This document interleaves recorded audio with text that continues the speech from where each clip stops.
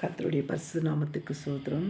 சங்கீதம் 19வது அதிகாரம் 12வது வசனத்தில் இப்படியாய் சொல்லப்பட்டிருக்கு. தன் பிழையை உணர்கிறவன் யார்? மறைவான குற்றங்களுக்கு என்னை நீங்களாக்கும். மறைவான குற்றங்களுக்கு நம்மளை நீங்களாக்க வேண்டுமென்றால் முதலாவது நம்மளுடைய பிழைகளை உணர வேண்டும். தாவீது ராஜா 2 சாமுவேல் 12வது அதிகாரத்தில் இப்படியாய் சொல்லப்பட்டிருக்கிறது. கர்த்தர் நாத்தானை ஜாவினிடத்தில் அனுப்பினார். அவன் அவ்விடத்தில் வந்து அவனை நோக்கி, ஒரு பட்டணத்தில் 2 மனுஷர் இருந்தார்கள். ஒருவன் ஐசுவரியவான், மற்றவன் தரித்திரன். ஐசுவரியனுக்கு ஆடு மாடுகள் வெகு திரளாய் இருந்தது. தரித்திரனுக்கு தான் கொண்டு வந்த ஒரே ஒரு சின்ன ஆட்டுக்குட்டியை தவிர வேறொன்றும் இல்லாதிருந்தது. அது அவனோடும் அவன் பிள்ளைகளோடும் கூட இருந்து வளர்ந்து அவன் வாயின் அப்பத்தை தின்று அவன் பாத்திரத்தில் குடித்து அவன் மடியிலே படுத்துக்கொண்டு அவனுக்கு ஒரு மகனைப் போல இருந்தது. அந்த ஐசுவரியத்தில் வழிபோக்கன் ஒருவன் வந்தான்.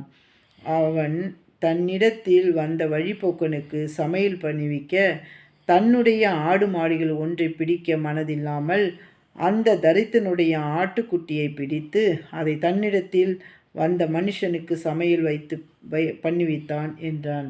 அப்பொழுது தாவீது ராஜா அந்த மனுஷன் மேல் மிகவும் கோபம் உண்டாகி நாத்தானை பார்த்து, இந்த காரியத்தை செய்த மனுஷனுக்கு மரணத்திற்கு பாத்திரன் என்று கர்த்தருடைய ஜீவனை கொண்டு சொல்லுகிறேன். இந்த வசனத்தின் பார்த்தபடி தாவீது ராஜா ஒரு தவறை செய்திருவார். அது அவருக்கே ஞாபகம் இல்லாமல் இருக்கும். அப்போ கர்த்தர் வந்து நாத்தானை அனுப்பி தாவீதிடத்தில் அனுப்பி அப்போ சொல்லும் பொழுது அவரை உணர்த்துவதற்கு தாவீது இந்த பேர் ஒரு கதை மாதிரி, ஒரு ஐஸ்வர்யான் இருந்தான், இப்போ ஐஸ்வர்யான் இருந்தான், ஒரு தரித்திரன் இருந்தான்.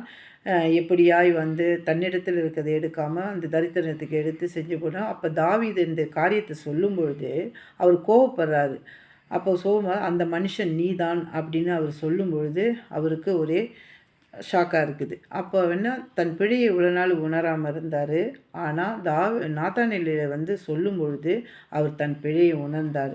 அப்போ தான் தேவன் நம்மளுடைய காரியத்தில் கூட இந்த நாட்களில் அநேக பேர் நம்மளுடைய தவறு நமக்கே தெரியாமல் இருக்கலாம். மற்றவங்க அந்த தவறை சொல்லும் பொழுது அதை அந்த தவறில் ஏதாவது பிழை இருக்குதான்னு நம்ம உணரணும். அந்த தவறு நமக்குள்ளார இருக்குதான்னு நம்ம உணர்ந்த பிறகு தான் நம்ம மறைவான குற்றங்களுக்கு நம்ம நீங்களாக்க முடியும். அதனால் நம்ம இந்த நாளில் அவர் நாத்தான்வேல் கூட பார்த்திங்கன்னா அவர் நிதானமாய் சொல்லுவார் பாருங்கள். அழகாக ஒரு கதை மாதிரி அவர்கிட்ட சொல்லி அவர் எப்படியாய் சொல்ல வேண்டுமோ அப்படி. அதே போல் தான் இப்போ என்கிட்ட இருக்கிற குறையை ஒருத்தவங்க என்கிட்ட சொல்கிறாங்கன்னா அந்த குறையை நான் எப்படியாயின்னா என்னை நான் ஆராய்ஞ்சு பார்க்கணும்.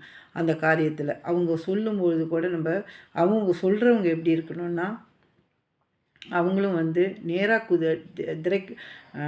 நேரடியாக சொல்லாதபடி ஒரு கொஞ்சம் அவங்களுக்கு தகுந்தாப்பில் ஒரு சொல்கிற மாதிரி சொல்கிற விதத்தோடு நாசுக்காக சொல்லுவான்னு சொல்லுவாங்கள்ல, அதை போல் அந்த நாத்தானில் போல் அழகாக நம்மளும் கூட மற்றவங்களுடைய குற்றங்கள் தெரியுதா, நம்ம குடும்பத்தில் இருக்கிற கணவரோட தெரியுதா, அவங்கக்கிட்ட நம்ம அழகாக பக்குவமாய் சொல்லணும், நிதானமாய் சொல்லணும். அது நம்ம பிள்ளைகளிடத்திலும் சரி, நம்ம சகோதரிகளிடத்திலும் சரி, நம்ம பார்க்குற யாவர்களிடத்திலும் நிதானமாய் நம்ம பேச வேண்டியவர்களாக இருக்கணும்.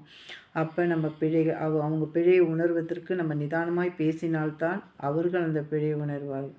நம்ம போய் அவங்க செஞ்ச பிழையை நீ இப்படி செஞ்ச அப்படி செஞ்சேன்னு சொல்லும்போது அவங்க பிழை அவங்களுக்கு ஞாபகத்துக்கு வராது. நான் செஞ்சது கரெக்டு தான் வரும்.